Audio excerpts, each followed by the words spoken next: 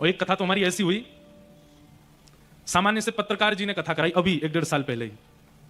तो मैं ट्रेन से गया था, जैसे ही हम स्टेशन पर उतरे तो घुटने तक हाफ निक्कर पहने यजमान जी आए लेने सुबह 3 बजे।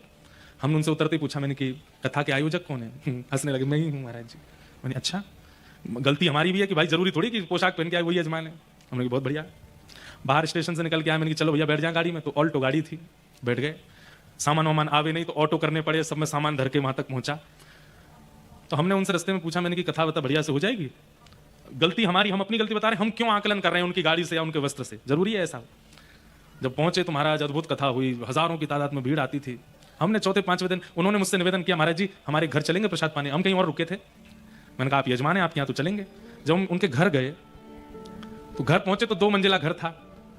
तो जब नीचे प्रवेश किए तो लोग बाग, मैंने कहा आपके परिवार के? बोले नहीं नहीं महाराज जी, इनका घर है, हम इनके यहाँ किराए पे रहते हैं, 2 कमरे हैं ऊपर हमारे। मैंने कि सुनो 4 दिन हो गए हमारे पास, बैठो एक बात बताओ, इतना खर्चा हुआ है कहां से आया? तो रो गए, महाराज जी अचानक से हमारे अकाउंट में 50 लाख रुपए आ गए, पता नहीं कहां से। सच बता रहे हैं, सुनिए बात सुनो। मैंने कहा हैं? फिर भी मुझे लगा बोल रहे होंगे ऐसे। बोले सच में महाराज जी, अपनी पासबुक वगैरह दिखाई देखिए। तुम बोले मैं गया बैंक। मैंने कहा भैया ये इतने पैसा कहां से आए? तो उन्होंने कहा ये किसी ट्रस्ट के द्वारा ट्रांसफर हुए। तो बोले मैंने उस ट्रस्ट का नाम ही नहीं सुना।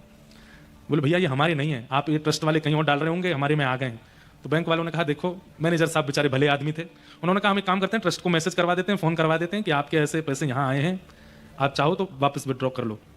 7 दिन का समय देते हैं, अगर विड्रॉ हो जाएंगे तो ठीक है, इंक्वायरी आएगी तो बता देंगे। बोले महाराज जी मैंने सोचा अगर 7 दिन में वापस नहीं गए तो? बोले घर के बच्चे बोले पिताजी घर बना लेंगे, गाड़ी खरीद लेंगे, ये करेंगे। बोले मेरे मन में रात्रि में स्वप्न जैसा ऐसा आभास हुआ कि किशोरी जी ने बिना परिश्रम के ये धन दिया है, हमारी मेहनत का तो है नहीं, क्यों ना इससे कृपा करके अपने परिवार के लिए और पूरे नगरवासियों के लिए हम कथा कराएंगे और 1 रुपया भी अपने लिए प्रयोग में नहीं लेंगे।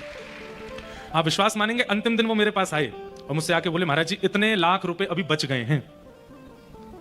मैंने कहा अरे तो आप किराए के मकान में रहते हो, हम आज्ञा दे रहे हैं एक छोटा घर बनवा लो। नहीं महाराज जी ये प्रयोग मैं अपने लिए नहीं कर सकता। मैंने कहा एक बड़ी गाड़ी ले लो। नहीं कर सकता। तो क्या किए, हर महीने गिरिराज जी में एक भंडारा बुक कर दिया। हर महीने आते हैं, हजारों लोगों को भंडारा कराते हैं, उस धन को वहां व्यय कर रहे हैं। ठाकुर जी की कृपा कब कहां किस पर होती है और वो उस कृपा को किस रूप में स्वीकार करता है, इससे भी पता चलता है कि व्यक्ति कैसा है।